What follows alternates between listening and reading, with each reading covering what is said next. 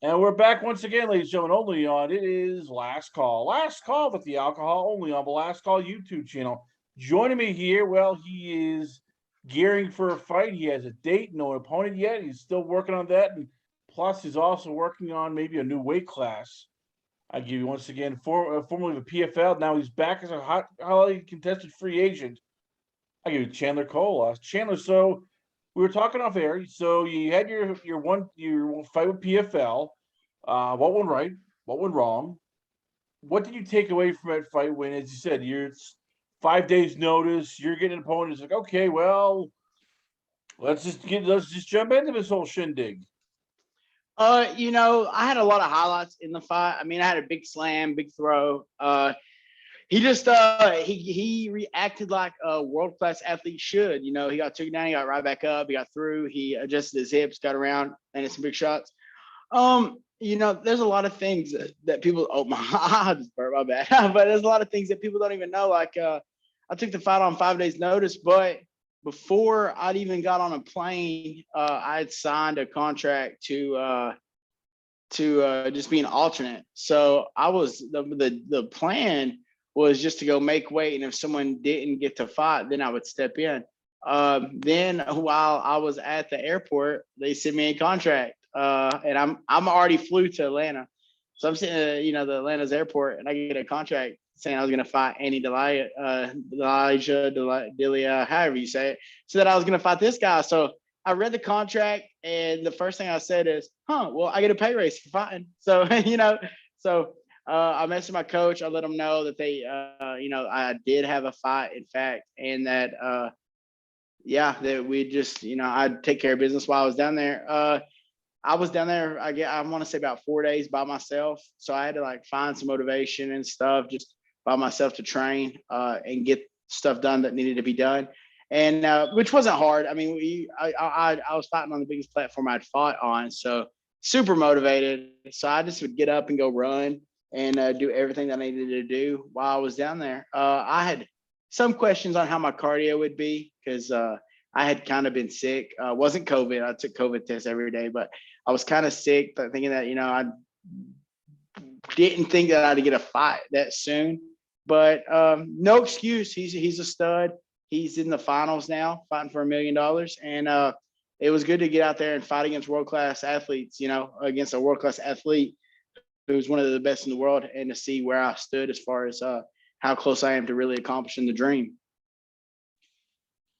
How tough is that? Though, as you said, it's 5 days notice, and I know you're not gonna make excuses, but it's like, okay, you're now taking on, as you mentioned before, Ante Delija, who he's a big boy. He's 6'5". He's 79-inch reach. He's a guy who we can. I hate to use this word, but he's a professional fighter. That's all he gets paid for is to fight. He's been doing this, making money at M1 Challenge, at KSW. He gets paid pretty well, so he can afford the top camps, flying in sparring partners, doing all this stuff here. How tough is that fighting guy when, as you said, you're balancing your own job. You have a full-time job as a corrections officer. Oh, by the way, we're going to do this on 5 days notice. Oh, by the way, it's you basically found out who he is, and it's tough to get to do all this against a guy who has a specialized skill set, is much bigger, much taller, and you're going, oh crap, wow, this ain't fun here. Honestly, sorry for my language, but I'm built for this shit, man. It sounds crazy, but anyone that knows me, I'm very spontaneous, anyways. And man, I don't fear the devil. So, yeah, it was like a toss up, like as far as like, hey, I'm taking a really risky fight, but man, that's what you do, man. You got to go out there, and you got to fight tough opponents. You gotta figure out where you stand in this game. It is a business. Don't get me wrong. You should definitely take, smart fights. But, I wanted to really test myself and see where I was as far as like world class. I don't get to train. I train full time. I find time in my day every day to train. That's not a problem. But, some people literally, that's just their only worry. I have 20 jobs, literally. I could sit and list off all my jobs right now, and I don't have any spare time. I'm constantly on the move, constantly on the go. It's like I just finished going to a football game just now. I'm doing this interview and I'm gonna go work out. People be like, "Oh my God, it's like 11 o'clock at night." Well, if I don't do it, then it's not gonna get done today, and I'm not wasting today. I'm not gonna take today for granted.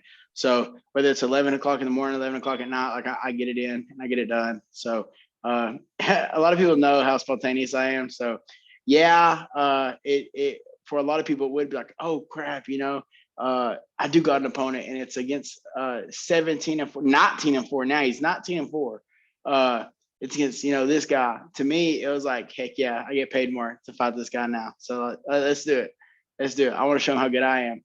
And I think I think he knew he was in a fight at least. I mean, first round finish, but yeah, honestly, it's because I did get put on my back, and I'm just not used to being there. This experience. Randy Couture even said in commentating, he said a lot of this was just experience from Cole. I needed that. I needed to be pushed, and I did, and I seen where my faults were, and I seen what I need to work on. So I don't even count it as a loss, man. I just count it as a learning experience, and I'll grow from it. Do you ever get envious because of guys like that? And I remember we talked with Brandon Calton, a good friend of yours, and as we said with him, he had his moment also against Jake Hager, where and the two of you guys know they don't have to worry about, as you said, running around like a chicken with its head cut off, doing 20 different jobs. They are training probably at state-of-the-art gyms. They're allowed to have an army of people behind them, nutritionists, striking coaches, strength and conditioning coach, mental health coach. They have people looking over contracts with them. Do you ever get envious that you don't have that? But you have to, as I said, it's basically you, your team, and you basically you work out as much as you can whenever you can. And these are guys who is basically they roll out of bed, they eat, sleep, train, repeat. That's it. There's no other. Oh, we got to worry about doing our full-time job, then raising our kids, then going to the second part-time job, then another part-time job, and oh yeah, then we'll get another training session in. Right. Nah, I mean it is tough. I tell you the hardest part though is not the thought that other people are getting to do this full time. That part don't really bother me. It's like the precious time that I got to be doing all this stuff. Those guys, I know they eat, sleep, and train, but they'll wake up, train, go home, see their kids. They go back to training and then go back to see their kids. And every once in a while, they got to do this and do that. But like for me, I got to work all the time, so I get to see my daughter. I'm not saying I don't get to see her. I get to see her every day I have her. It just sucks because I know what the links I got to go to make ends meet, and I know what links I got to go to make things happen. So I guess a little bit that does suck, but I think that's also what puts the dog in me. I at least know that I'm working for what I got, which they are too. Don't get me wrong, but I'm talking about farther than fighting. I'm not just talking about fighting. I'm talking about where I live, what all I own. I know that is nothing but just constant grind, and more than just in the gym. I know I got more than one job. So I know that once a year we talked about you dropping down to light heavyweight. What's the plan for that? And when do you decide for you that, okay, maybe it's time for me to get out of heavyweight, not face guys who are legitimately like cutting to make weight? Like, these are 300-pound guys, 6'6", 6'5", and they need to lose weight just so they can weigh 265. Right. It's just a learning experience, man. A lot of people don't know. I was cutting from. I had a real a weird spot in my career where I thought that I knew everything. I knew that I was a good athlete. I knew that I didn't feel like I needed to listen to my coaches. And that's when I got the biggest. And before I started this cut, I got up to 330 pounds. I just remember looking in the mirror and I was like, dude, this is disgusting. And then I was like, but I got a healthy family and it's all going to work out. Well, then some stuff happened between me and my baby mama. And I ended up, kind of, I don't want to say I lost my family, but I kind of I did, because that was the first family I knew, if that makes sense. As far as me being the dad, her being the mom, and us having a baby. And when that kind of broke up, it kind of really put a damper on this whole thing called life. And I went through a real rough time, and literally I just started training. And I told myself, I remember I got on a treadmill and I was running, and I just remember telling myself, whether I'm either going to get better or I'm going to die on this treadmill trying. And either way, like I'm good with either one. And I just remember it took one day at a time, and I worked my ass off, dude. And I got this weight down. So, there's no more cutting weight to heavyweight for me, at least. I'm always on weight. And I've been working hard, and I love how good I feel. And I'm still a big guy, like if you look at me, like even on the PFL screen, like I went and read those tweets and everybody was like dogging me, but realistically, I feel amazing. And I seen all the comments people said. They were like, good God, like he's so big, but why is he so fast? Like, why is he so agile? Like, this is making no sense. And it's like, I just because my shell don't look good don't mean that my mind is weak. And I just believe that I can do anything I set my mind to. So I'm gonna fight this fight in January, and then I got 2 more fights at heavyweight that I know for a fact. And I got to stop there because then I'll be able to give it away. But I got 2 fights left, and they're very important to me. And then I'm gonna cut to 205, and then I'm a wreak havoc there. That's the plan. How much do you feel that and I hate to use the word the physique hurts you with promoters, because we all see it, and it's as much as a sport likes to say no, it's not. It's, we care about talent. They care about guys looking good because they want to push guys who look like they came out of a weight room, but they came out of these fitness centers, whether it's the John Joneses, the Phil Davises, Francis Ngannou. That's what they want. Guys who are built like Roy Nelson are like, we don't really want you here. And I'm going to talk about the UFC, even at times ONE FC, all that. How much for you do you feel that it's hurt you with other promoters going, I'm not sure if we really want this guy. Yeah, it looks good, but God, he has a bad body. Right. Damn. Absolutely, man. It has hurt me, man. And I put myself in that position. It ain't no secret. Like I'm definitely a bigger guy. And I think that until they let me speak, because I think that's my moneymaker. I think the way I talk, the way that I put words together, I think like I'm just a very likable guy.